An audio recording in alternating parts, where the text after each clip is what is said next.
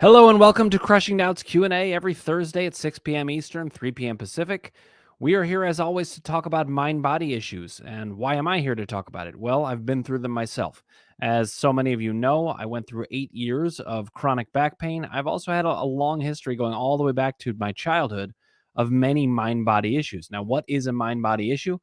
A mind-body issue is basically a part of the human condition, but what can happen is that the things go on in your mind can lead to all kinds of physical symptoms, head to toe. What I often say is that if the body is capable of having that pathway, your mind is capable of using it for a mind-body purpose. So this is a psychological and physiological experience together that causes these symptoms. And to get rid of them, we actually need to understand where they come from. So my system, which is called the column system, is designed to organize that and help people to understand how they can think about these symptoms. And in understanding them, we take away their functionality and can make them go away very quickly. Now, that includes symptoms that have been there for a very, very long time in an unbroken way. So we're going to talk about these columns. The columns are the emotions column, the doubt column, and the power column. The emotions column is used for those onsets and upticks in symptoms. And I'm going to talk about how you can understand your emotional life to take away those, to reverse them in seconds a lot of the time if you can get a pinpointed understanding. The doubt column is about how you get rid of those symptoms that just don't budge at all. They seem to be there all the time. They make us worry that there's something physically wrong. But if you've been medically cleared by doctors, we can safely use that doubt column to understand what you're thinking, change that thinking, and get you to realize these symptoms and that pattern, the feedback loop between the mind and the body can be broken. And the power column is about your relationship with yourself. A lot of times we get stuck on symptoms because we actually have a conflict moving forward in our life in some way. So, 3 different ways of understanding symptoms, and those 3 different ways give us ways of getting rid of the symptoms through understanding them. Okay, I want to say hi to a couple people who are here. Rita, thank you for joining me here on Instagram. Haley Parr and Rody Jankles, thanks for joining me as well. And Rita says hi, Dan, directly. So good to see you, Rita. Rita, by the way, is a mind body coach in her own right. She's fantastic and has done my training, so she knows my columns. I did train a bunch of people in this because there's a lot of demand, and I need to make sure there's good fits for each of you to get answers. Now, with that in mind, I'll say one last thing, and then we'll get into the questions. And that is that I have various ways of helping people to get better. This Q&A is one of them. The whole idea that I found in getting better myself was that I needed things answered. It needed to make sense because as bad as the symptoms were, and they were really, really bad, another part of it that was so bad was that I just didn't understand what was happening. There's no way to feel you can get better if you can't understand what's happening. So I have ways to get that done. You can ask questions here. I also have recorded seminars, 2 different kinds of seminars. One's an intro course to my columns. It's just 50 minutes long, very cost effective. Then there's one that is a broader view of mind body experience and my system and how to understand it.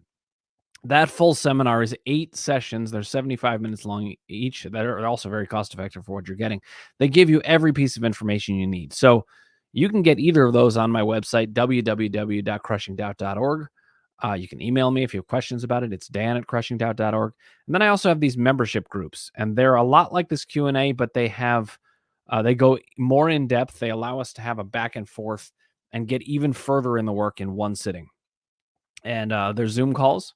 People come on and they ask their questions. I make recommendations based on how should we be thinking these from a columnist perspective. So, anyways, a lot of preamble there, but I wanted to tell you all about how to think about this.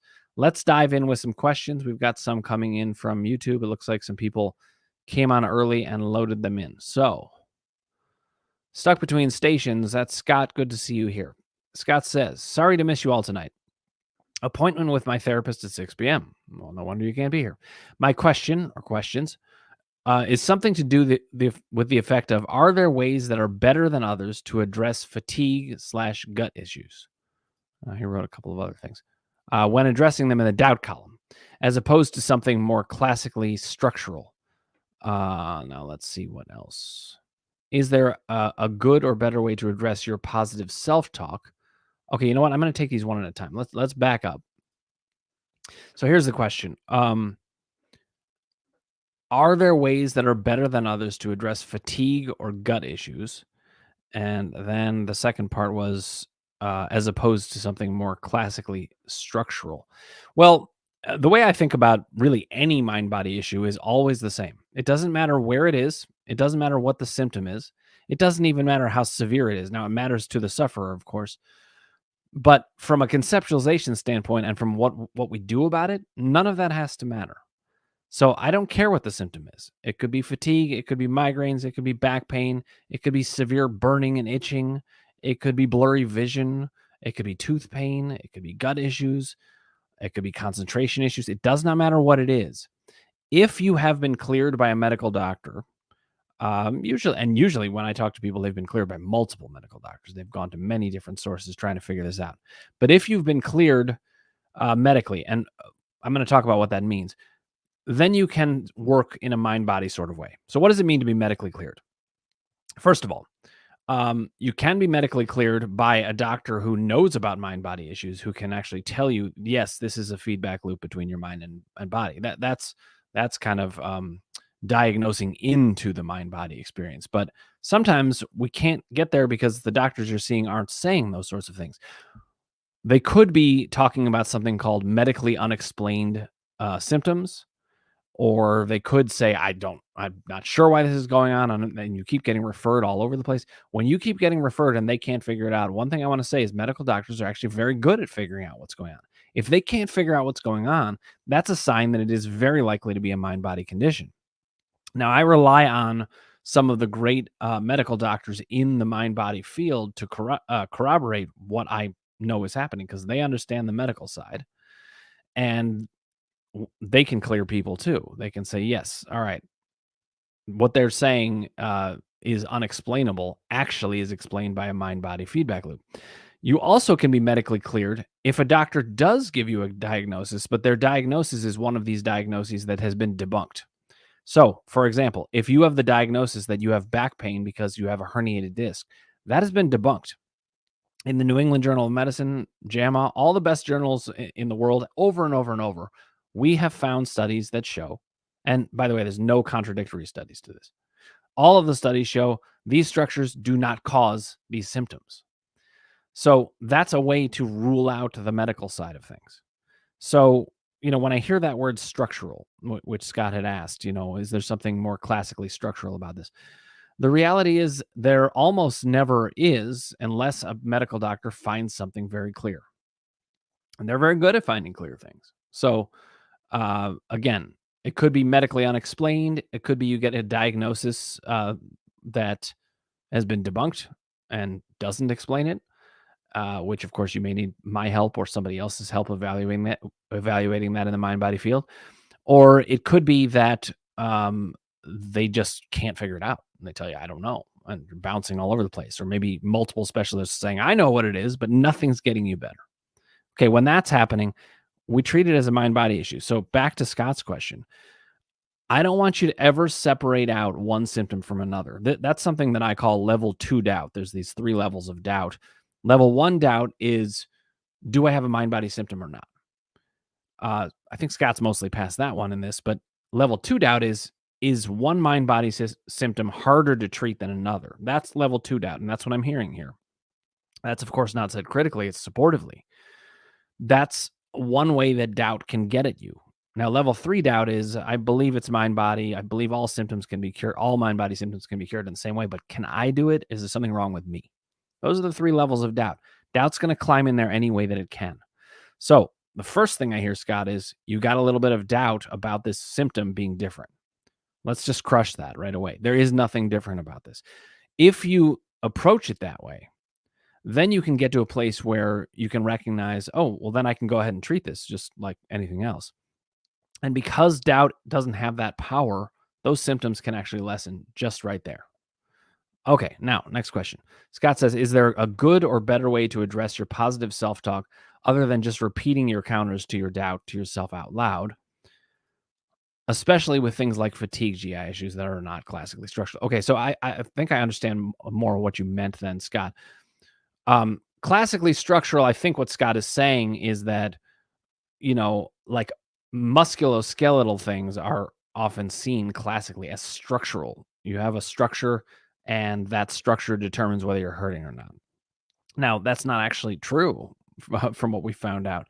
But something like fatigue and GI issues that you can't always point to a structure. Although with GI issues, I think a lot of people would say, well, it's irritating the lining of the stomach, or all of these explanations that turn out to not be true.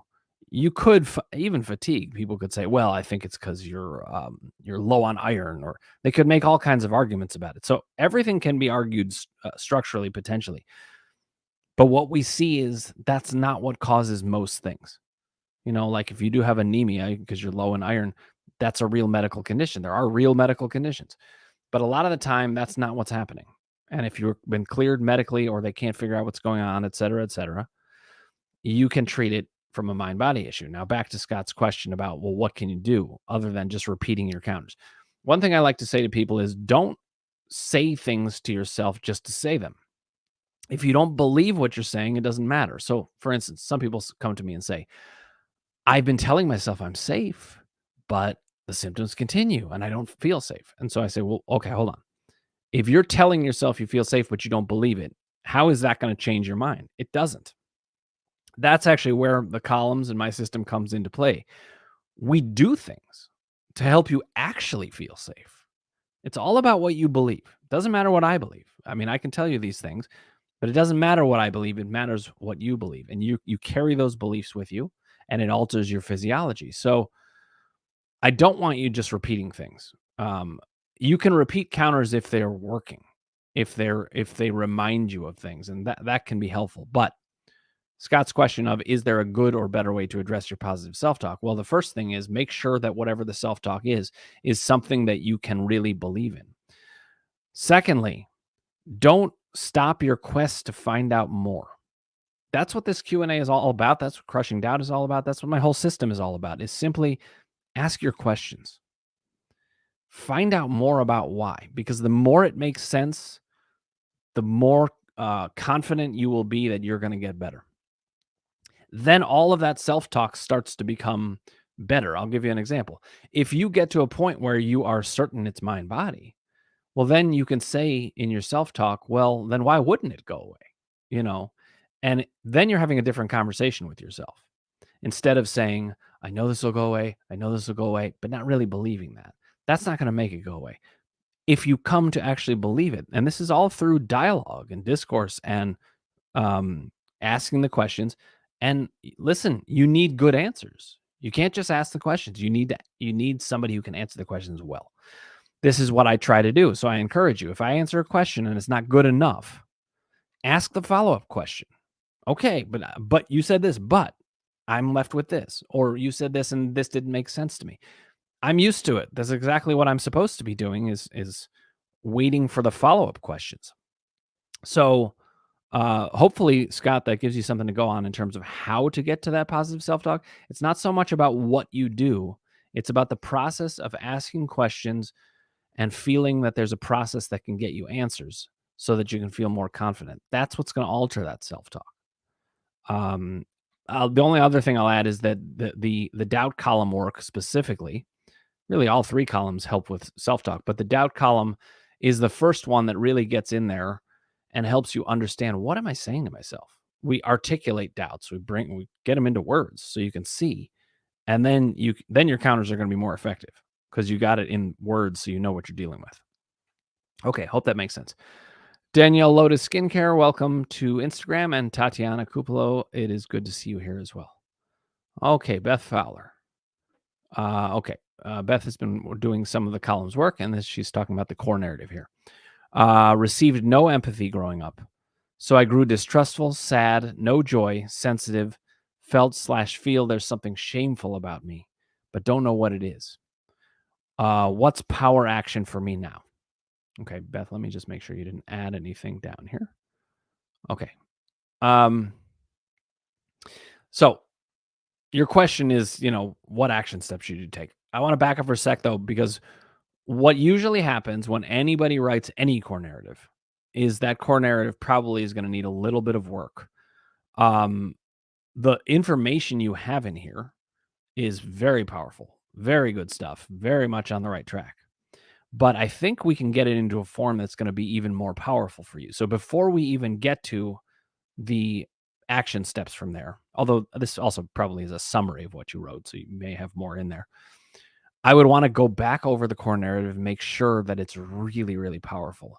I often tell people that the core narrative should make you feel either like you're going to cry or you're really angry or both, because the core narrative is a way of aligning yourself with how you've suffered. And if you're having true self empathy, it hurts. So I hear a lot of that in this, Beth. You did good work here. But it may be that it will come out a little more, and you may have written something like this, but it could come out more like, because I received no empathy at all growing up. And I would even add at all, those extreme forms help bring out the emotion. I grew distrustful, was profoundly sad. I had no joy. Was very sensitive and vulnerable to the environment. Do you see I'm adding in very intense and specific words? And listen, Beth, if that doesn't apply to you, don't put it in. I'm just giving you examples. This is a way we can start to think about uh, how can we get this in its extreme but crystallized form. I felt and feel that there's something shameful about me. Now, you said, but I don't know what it is. What I'd want to do, and this is one of the kind of things that we could work on in group. If somebody said this to me in group, I would say to them, okay, you say you don't know what it is. I want you to try to articulate anything about it. And a lot of times people do much better than they think that they can do. They think they're not going to be able to say much about it, but when we get to talking, they're like, oh, yeah. Now, I also am very good at drawing that out of people. I can hear what people are saying. So the dialogue is a huge part of the work of the columns. We can do some of that dialogue here in the Q&A. The groups is where we do really rapid dialogue, though. It can happen very, very quickly, so that you'll start a session not knowing what you're ashamed about and end up coming away feeling like, yeah, that was it. Now, is that going to happen every time? No. But I do want to say that it's pretty frequent. And one of the things that I like about the columns is because they're so organizing and because the symptoms actually have so much information in them, you can get much further in one session of group just talking for 10 or 15 minutes than I get. Well, this is certainly true for me. In doing the columns work myself, I got much further than I did in 20 years of therapy, because therapy has a lot of benefits, but it can kind of be meandering and bounce around and take a long time. This is a targeted way of talking about things. So, Beth, if we were talking about this, I'd be asking you, okay, do you have any idea what you feel shameful about? And then you might say, well, it's, I'm pulling this out of thin air, but you might say, oh, it's about this particular topic with a particular family member. And I'm like, okay, well, what was it about it? And as you talk, I'm going to be able to make interpretations about how this fits with what your suffering was. And you're going to be, and this is where it's a partnership. Crushing Down is a partnership. You're going to bring me information. I'm going to tell you what the information sounds like to me. And you're going to tell me if what I said back to you fits with what you know about you. And then I'm going to keep explaining, well, why do I see that? And I'm going to take the new information from you. So that give and take is a huge part of how you can get better fast. It's another reason why, if I could, I'm not saying this just to sell these things. I'm saying it because I think it actually is the best way to get better fast. If I could have everybody watching those seminars so that we all had the same information to work with and we could all be kind of speaking the language of the columns, then I'd want everybody to come to group and say, now let's hammer these things out. So you get a huge amount of advancement every single time. You also get a lot of advancement in the group from watching other people do it. It's not always just the time where you're talking. The whole time is oriented around what's happening.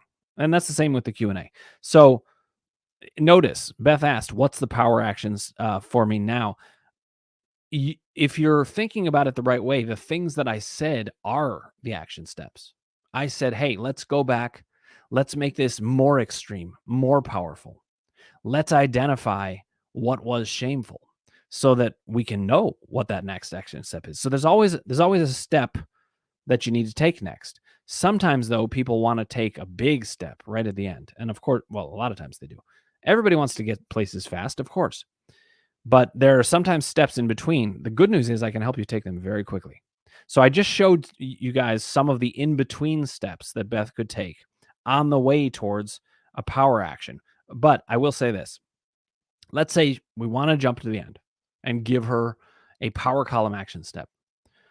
I would essentially want to counter this idea that there's anything shameful about you, that any of this was your fault, and that you are going to make choices in your life that rebel against the reality you were stuck with all those years.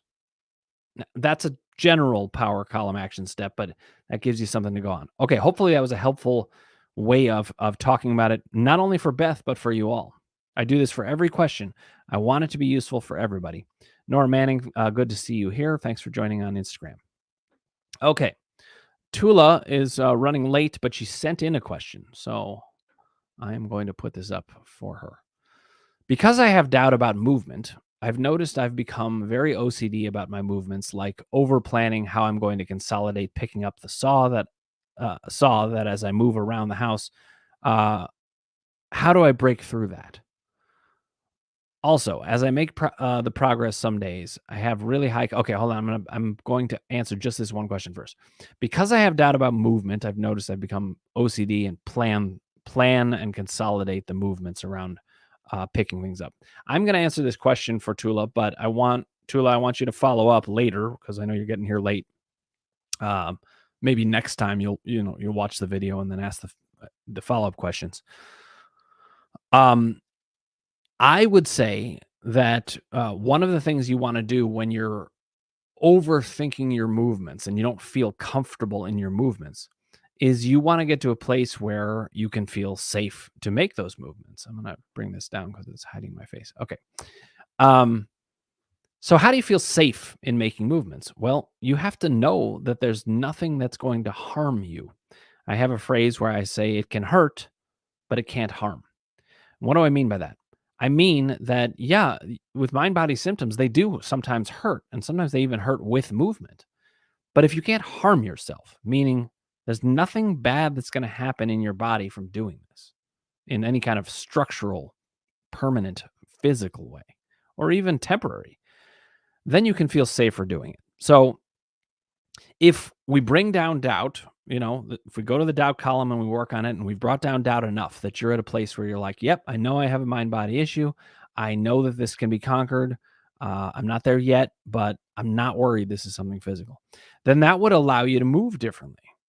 And then there's I don't want to call it a trick because that cheapens it. But if we change how we're thinking, it changes your physiology and how it responds. So I would want you to essentially learn to think emotionally while you're moving. In other words, when you are doing the movement, I want you to be thinking about your emotional life instead of thinking, will this hurt? Should I move it this way? You can hear how that's all thinking physically. When I'm having these kinds of issues, I start to get away from thinking physically and I start thinking of my emotional life. So let's say you're feeling a mind body symptom and it's hard to get up from a chair.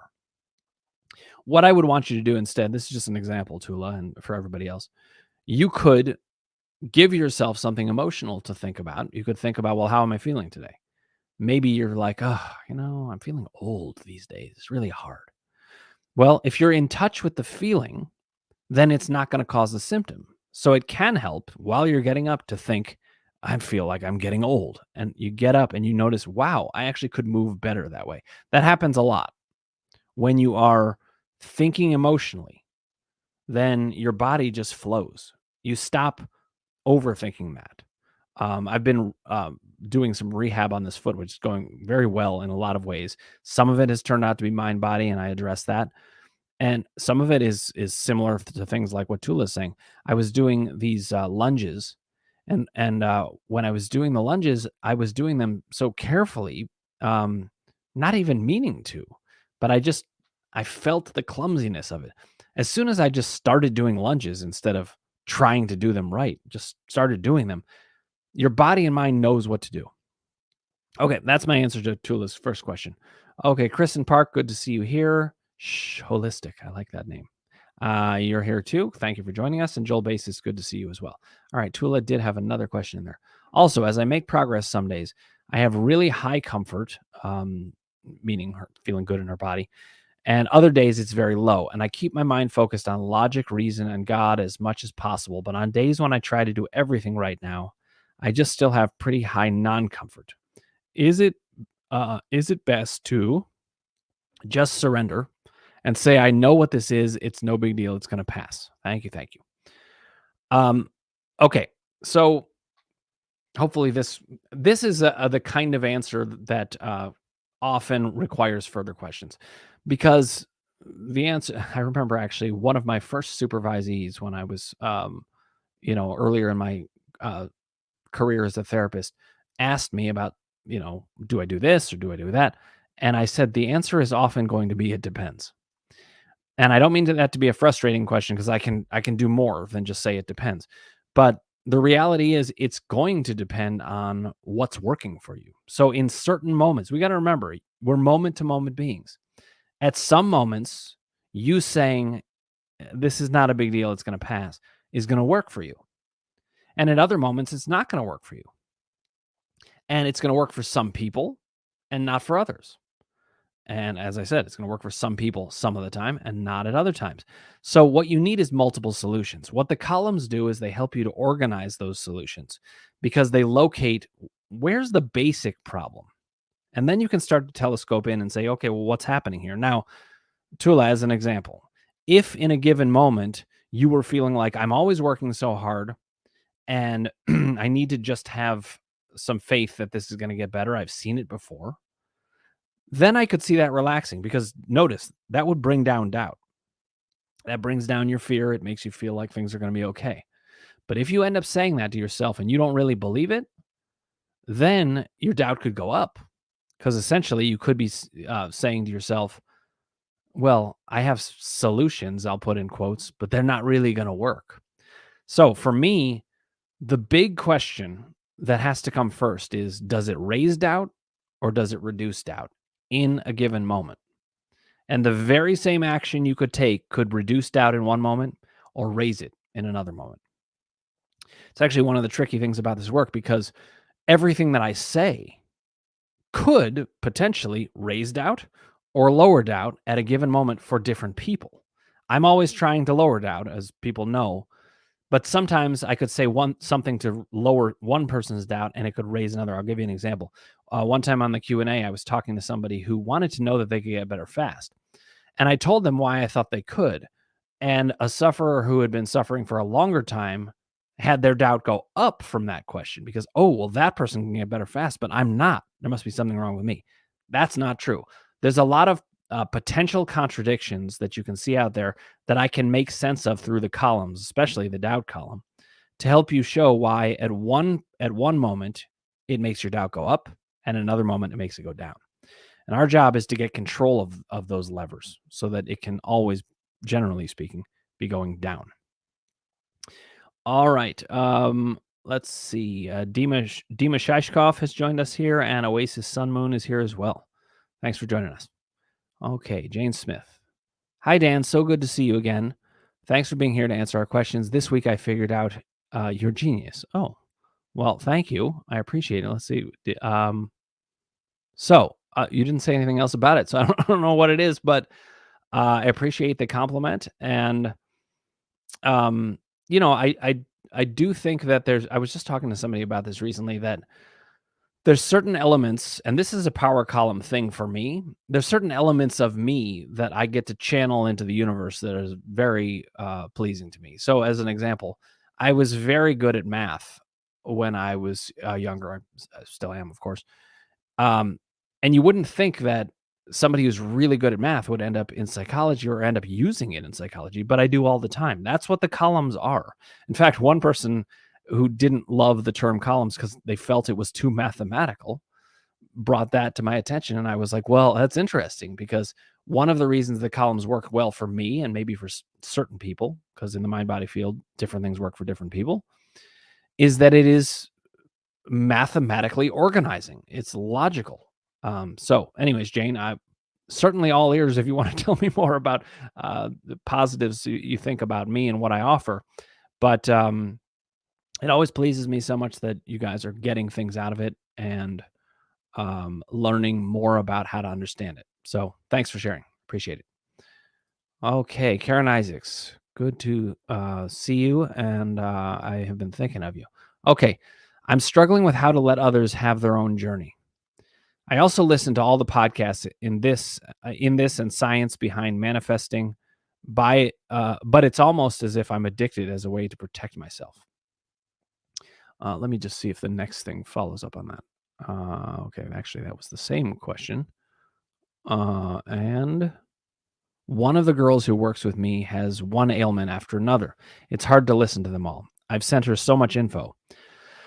Her answer is always, but this is real. I need to stop it, but it's also hard to listen. Okay. It's interesting. With every question you guys ask and every problem we run into, there's going to be multiple solutions and multiple pathways. And I don't mean that discouragingly or to feel overwhelming because the columns can help you organize that. But I'm going to show you how I would think about this from a columns perspective. So what Karen's describing is she really wants something in this interaction with the other people. Well, actually, let me back up for a sec because uh, she's first talking about this potential like addiction listening to the podcast to protect yourself. Let me answer that first, Karen. So, first of all, it's an important topic and question for you because it's a worry or a concern, and anything that you have lingering out there that doesn't feel resolved is going to eat at you. And I like to bring down doubt, not just about the symptoms, but about your pathway and about how to understand yourself. So I want to address this. Now, I don't have all the answers to it yet. We may need to work on it a bit. But I think what you're saying, if I was going to articulate this doubt, is um, am I using these podcasts and all the information as a way to protect myself, but really I'm not feeling fully safe? Karen, you have to tell me if that's right. Uh, essentially what I just said and whether that fits with what you know about you. But if I am right about that, then I would say, okay, well, let's dig in here. I would say what you're telling me is you need more to feel fully safe. And then I'd want to identify, and this is the kind of thing we would especially do in groups to go particularly fast. We would identify, well, why don't you feel safe yet? What about the information doesn't feel totally safe yet? I don't know what it would be, but this is pure hypothetical. But let's say we're talking and I say, well, why don't you feel safe? And you realize, you know what? It's all about the fact that I don't really believe in my own power. Well, boom. Then we go straight into the power column and start doing that work. My work is all about identifying that specific problem and getting right into it. Okay. M for Meredith. Thank you for joining us here. B Hemp is here as well. And Lucy Los is here. Thank you for joining us. Okay, so that was the first thing I wanted to say, Karen, about that aspect of addiction. I think what you're basically saying is you have a hunch that you just don't feel safe enough yet, and so you're using these things again and again. Now, I think one of the things you've liked about coming here is that I have new answers for you again and again, and so I want to keep that up, and I want you to recognize that every time you get a new answer, you're not just coming back here because of a quote addiction. You're getting answers. If you're getting answers in what you're doing, great. If you're getting the same answers over and over that are just trying to reassure you and you kind of are beating your head against a wall, that means you're not feeling safe yet and we need to articulate why. All right. Now, as for dealing with people who have these ailments and then won't listen or say, but this is real. There's so many, as I said, there's so many different options. But in my power column, I like to give myself new options. This is one that I never would have taken before discovering my power column and how to think about it and use it. And that is that I don't like to waste my own time. So I might say to somebody like this, hey, listen, I've mentioned this to you before, and I hear you. You're saying it's not real, but you're not actually listening to what I'm saying. I, I know it's real. We're not having that argument. But if you want to have a real discussion about what I actually mean, I'll be happy to talk to you. And by being that direct, it's a power column move, but it also the reason it's powerful, or the powerful move for me, is that I don't have to waste my time then. Now, when she starts complaining in front of me, she knows what I'm gonna say. And then I might even say, "Well, you know what I'm gonna say?" Um, so look, you could even get irritated with somebody. You could be like, "You complain all the time about it. I have a solution and you won't listen." And sometimes that can help you.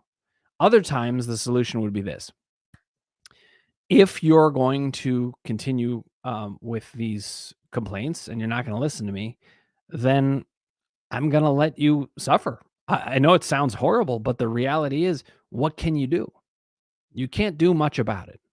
So, what I want you to do is get out of that loop with yourself, where there's always something you can do. It could be when she starts talking about them, you even leave the room.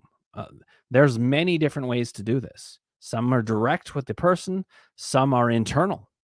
There are many people who don't listen to me about these things, and I know how to position myself for myself a lot of the time. And if I don't in a given moment, I think about it and I think, what's the powerful move here? So, Karen, let's see if that was helpful at all, and we'll go from there. Okay, diagnosed with schizophrenia says, "Hi, doctor." Oh, hi. Okay. Uh, oh, okay. I don't see any question from you, but welcome. Thanks for joining us here, and please do let me know if you have any questions, and I will be happy to answer them. Scotty Styles has joined us on Instagram. Good to see you. Thanks for saying that snappy hello. I appreciate it.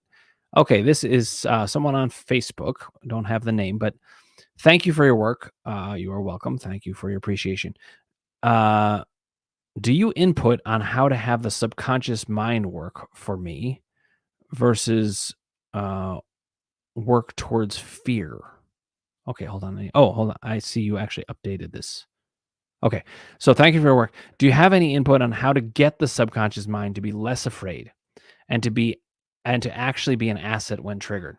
Okay, thank you for your question. So here's what I'd say to that. Um, the subconscious mind is something that will follow the conscious mind once the conscious mind is settled. So the subconscious mind deals with all of those unsettling things. I don't know what to think about this. I don't even want to hear it. I don't want to know about it. It's dealing with all that conflict.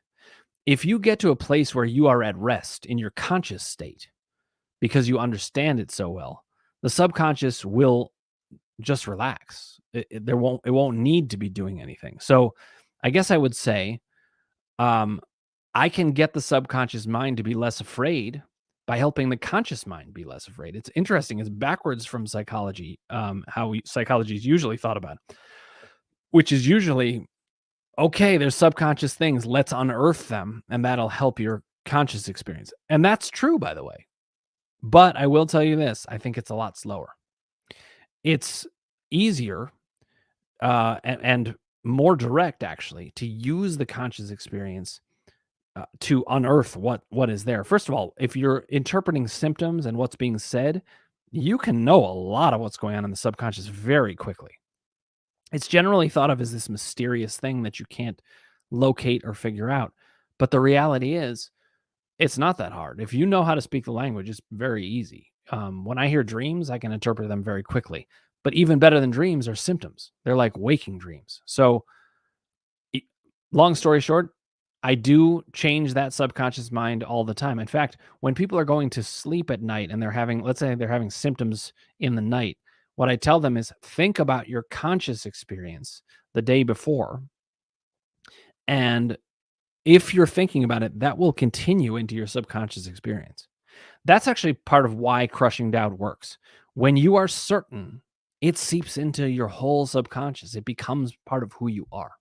So I hope that answers your question. Please do let me know. Wanted to see if there's any follow-up to that. Okay. Then Karen Isaac said, funny, I hate math. Can't add, multiply, and the columns were annoying to me in the beginning. Bingo, there you go. I do think the columns are actually mathematical. But hopefully I've simplified them. And they're also very humanistic and psychological. So they offer lots of other things. And if you I guess the columns are kind of mathematical term in a way, but if you think about them as just the 3 areas, the 3 ideas, then hopefully it gets better. But I know that they have not continued to annoy you. I know you've really been using them to good effect. Okay, then Karen Isaac says, yes, I think this was about what I was talking about safety. I never feel safe. A therapist told me I'm a leaky bucket. I do believe in my power and self healing. Love this topic. Okay, so Karen, I think the work we should be doing, and this is in the power column, though probably some doubt in there as well, is to figure out why do you not feel safe and how could you feel safe? And I promise you, you can. Okay, let's work at it. All right, Lucy Lowe says, how can I skillfully be in trust and not in constant doubt and worry? Okay, thanks for this question, Lucy. This is one where I'm going to answer it, but there's going to be lots of follow up questions to this one because this is a very broad one. Good question, but it's broad, so we may need to follow up. So the first thing I would want to do is to identify what is the lack of trust? What's the doubt? What's the worry? It's all about articulating. So this is doubt column work. I would want to work with you.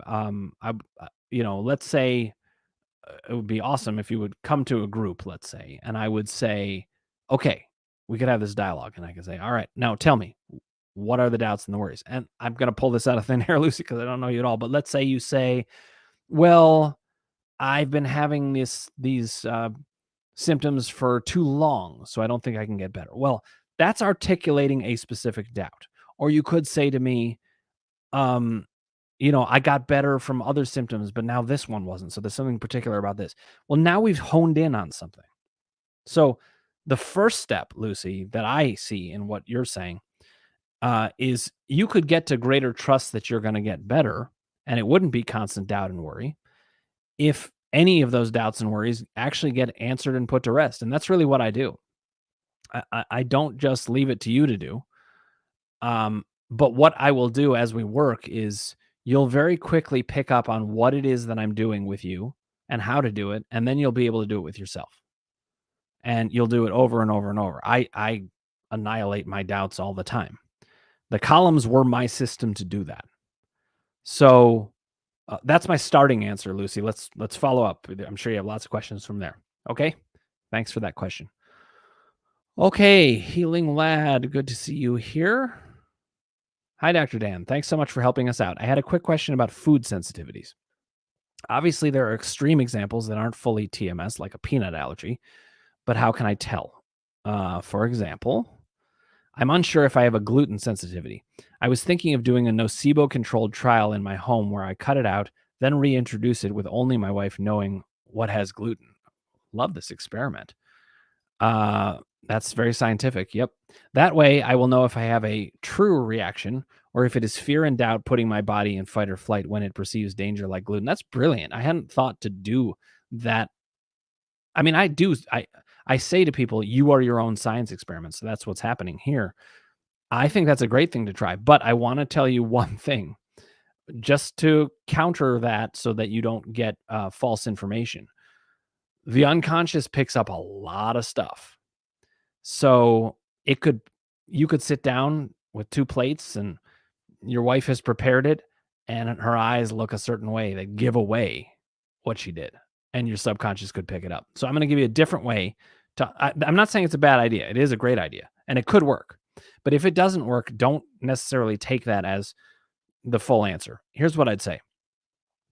For food sensitivities like a peanut allergy, if it can be potentially life-threatening, it is not mind-body. So if you could have an allergic reaction that can kill you and it's that extreme, that's not mind-body. And don't mess with that. That's a purely physiological thing. But if it's not life or death, then it has, it likely does have a mind-body component. So you can begin to test it. What I have found is, and I've found it in myself, I found it in other people over and over and over, people are shocked at just how far it goes. So I think do these science experiments, but just remember that if you make little gains, and this is actually probably the key to the whole thing. If you make little gains, even a little bit, then it is mind body. You don't make little gains when it's purely physical. So look for those little gains. Were you able to eat just a little bit of it? Were you able to do better when you didn't know whether the gluten was in it, like you're saying? Experiment a little bit. If you get any successes, you can start to move in that direction. But the number one distinction is this actually life threatening or not? Because if it's not, it's almost always mind body. Let me know if that makes sense. Hope that helps. Okay. Tatiana asks, is it really possible to be 100% without doubt? Tatiana, the answer to that is no. It is not possible to be 100% without doubt. But the good news is that's not the goal. We're going to let in doubt, but we're going to regain territory against it, or we're going to take territory from it. The goal is to have as much of that percentage not in doubt as much of the time as possible. I say to people all the time, doubt continues to come back. It will come back more and more. It's relentless. You're never going to be 100% without doubt. But when you conquer major doubts, it's a major weapon against doubt, and doubt starts to hide in little corners. So it's really about shrinking. I'm not going to change the podcast to shrinking doubt, but it kind of relates to that idea. The idea of crushing doubt is not to have no doubt. That would be a standard that A, you can't hold yourself to, B, does not accurately reflect what doubt is going to do, and would C, leave you vulnerable to doubt. So let in the fact that you're always going to have some doubt, but if we could get it down to maybe 1 to 2% or less, or little pockets of doubt, and then there's a lot less symptoms that can happen. By the way, I will say this: if you get your doubt down low enough, you won't have anything chronic. If you can get your doubt down to even 10%, you're not likely to have anything chronic ever again. So, it could linger at certain moments, but then we just work on the doubt again. So, Tatiana, let me know if that makes sense to you. I hope that is encouraging. I think it is, but it doesn't matter what I think. So let's hear from you. Sarah Rudo, good to see you here. And Fearless Stoney, thanks for joining us as well. Okay, Jane Smith says, thanks, Dr. Dan. One part of your genius is that you leave space for people. You explicitly allow, maybe even insist, we are at the center of our own mind-body work and not your own pet techniques. Thank you for that, Jane. Then Jane says, you allow us to be our genuine selves and don't insist we have to fit into your columns in a rigid way. You leave room so we can create our own system within your system. Thank you for that acknowledgement, Jane. It means a lot. If it's a big part of the process, and I think, maybe that is kind of a natural talent of mine, but I think it also just makes sense to me. Hi, Sarah. Good to see you. It just makes sense to me that I have to leave space for you. And why is that? Well, your mind-body process is about your mind. If I come in there and I tell you all the things about, well, you should be thinking about it this way and this, it doesn't work. I know from experience that you have to deal with the mind you're dealing with. And it's just a way that I wish the world worked more. And so I do like to give that. But Jane, thank you so much. It really means a lot to hear that. I appreciate it. Patty said, yes, Stan is brilliant. Thank you, Patty. Keep it coming, guys. It helps. It feels good. And I do want to let you guys know, no one has to compliment me, but it does feel good to hear about successes, to know that I'm making an impact, and keeps my energy going towards this. So thanks so much. Okay. Tatiana says, thank you. All right, Tatiana, I hope that is helpful for you, but if it's not, or it's not helpful enough, follow up. You whatever's going on in your mind, just as I was talking about with Jane, whatever's going on in each of your minds, that's the key to the riddle of how you're going to resolve your mind-body experience. Okay, we're going to have one more question or comment, and then we'll wrap up for today from Healing Lad. That makes perfect sense. Maybe I should do double-blinded, mix up jars of dough and label them so she doesn't even know. Oh, this is good. We're getting deep into science here. And space it days apart. Thank you so much. And I'll take it with a grain of salt. Okay, sounds good. So whatever it is that you do, from a doubt perspective, it's all, I guess I would put it as, it's all about whether it reduces doubt or not. And you're the only one who's going to know whether it's going to reduce doubt or not. But what I want to tell you is doubt's going to try to convince you that you can't reduce doubt. it's going to try to win in any way it can. It can say you can never win this game, or the game is rigged, or you can win part of the game, but then I'll just keep coming back, or I'll win because of relentlessness. It's always going to try to prove it can win. If we don't give in to that idea, and we know that it's never going to win, and if we just keep it up for long enough, it's going to drop. That's what starts to happen. And people make more and more gains. I see it all the time. So, as I say, crushing doubt it's a partnership. I put up a wall against doubt. It can't go very far with me there, because I'm going to be fighting back even if you're not. And you keep asking the questions and doing the work, and then we'll get there. Okay, Sarah Rudo says, we actually, in asthma and allergy, do food challenges to expose kids to foods they had life-threatening allergies to in small doses in order to teach them their immune system there is no threat. So yes, Sarah, I'm aware of that, and so the brain and body can learn. Yes, those food allergies also can be conquered. That's a medical thing, and you're treating it appropriately medically, and that can help. But when it's not even that, then we can go straight to the mind-body route, and we don't even necessarily have to do that. Though, you could say from a behavioral and psychological standpoint, you could do it little by little to see, oh, well, if I was able to do that, then I should be able to do that. It's kind of like when I was getting better from back pain, I started to get better, and I was like, well, if I can do this, why do I need to do these back stretches that I do all the time? I don't. And then I could move past that, and we take back more territory. So maybe it's a lot of the same thing in certain ways, Sarah, but because some of them are dangerous, I want medical doctors on that task. So thank you. And since you're in training to do that, and you know better than me on that. Okay. Jane Smith says, haha, I will let you know part 2 of your genius next week. Thanks again for being here. Thank you, Jane. I appreciate it. And I look forward to hearing it. Okay. Jackie says, thanks, doctor. Look forward to Thursdays with you. Okay. Sarah then says, yes, I just meant, yes, it's reassuring to know that the brain will stop reacting. Yes. Good point, Sarah. It'll even stop reacting even in that medical condition. So great thought. I can see that would help you, but by voicing it, you're also helping other people with doubt. So thank you for that. Okay, Healing Lad says, I love that. You're an absolute gem, Dan. Thank you so much. You guys are good for my ego. I appreciate it. But the main thing is that I love working with you guys. I love to get results. I love to help you feel that things make more and more sense. And we'll just keep working at it. So I will be here same time next week. It's Thursdays, 6 p.m. Eastern, 3 p.m. Pacific. As always, if you want to sign up for anything, you can go to my website, www.crushingdoubt.org. There you can get the 2 different types of seminars, the intro and the full seminar, or you can sign up for groups, or you can contact me by email, or if you want to just send me an email directly, it's dan@crushingdoubt.org. So, guys, it's been a pleasure, and I look forward to seeing you same time next week. Thanks so much. Take care.